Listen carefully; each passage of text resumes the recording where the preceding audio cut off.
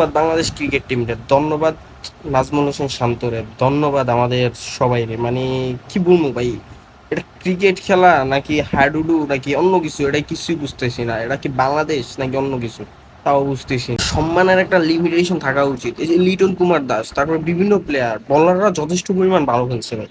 বলার যথেষ্ট পরিমাণ ভালো খেলছে, বলাররা তাদের কাজ করে গেছে।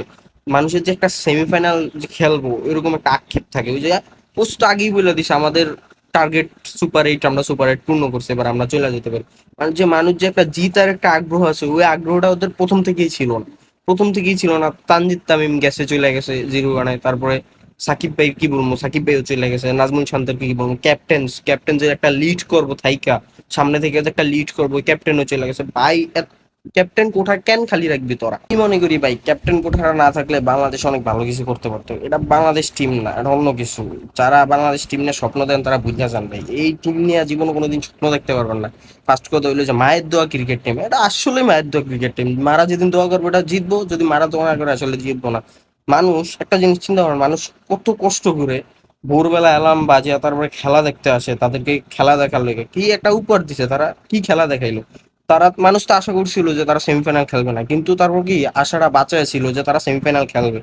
সকালবেলা বোলাররা যখন ভালো করতেছিল তখনও তাদের আশা ছিল যে তারা ভালো খেলবে। লিটন কুমার দাস যখন ফার্স্ট ওভার শুরু করছে তখনও তাদের আশা ছিল কি তারা খেলবে। একের পর উইকেট যাইতেই আছে যাইতেই আছে, কে যে ম্যাচের হার ধরবো, কে? মানে ভাই এটাই খুঁজে পেতেছে না। তাহিদ ছেলেটা অনেক ভালো ট্রাই করছে, চেষ্টা করছে, কিন্তু তারপরে কি প্রত্যেক সময় তো তার ব্যাট জ্বলে উঠতে পারে না। তারপরে হচ্ছে মাহমুদুল্লাহ ভাই, বুড়ো বয়স ঠিক আছে, সমস্যা নাই, তারপরেও তার ব্যাট জ্বলে উঠতে পারেনি। কিন্তু সবচেয়ে বড় কথা হইলো, কি খেলছে ভাই লিটন কুমার দাস, কি খেলছে? খেলছে এটা কি? সে যদি লিড করতো, ক্যাপ্টেন যদি লিড করতো, সাকিব যদি আর কয়টা রান করে দেওয়া যেত, তারপর সে তানজিদ তামিম যদি আর কয়টা রান দিয়ে দিত, সৌম্য সরকার যা কোনো ফর্মেই নেই, কি খেলবো ভাই? বুঝতেই আছি না ভাই। মানে বাংলাদেশ টিমটার যে এখন মানুষ যে আবেগ দিয়ে যে সাপোর্টটা করবো না, মানুষটার আবেগটা হারাই গেছে।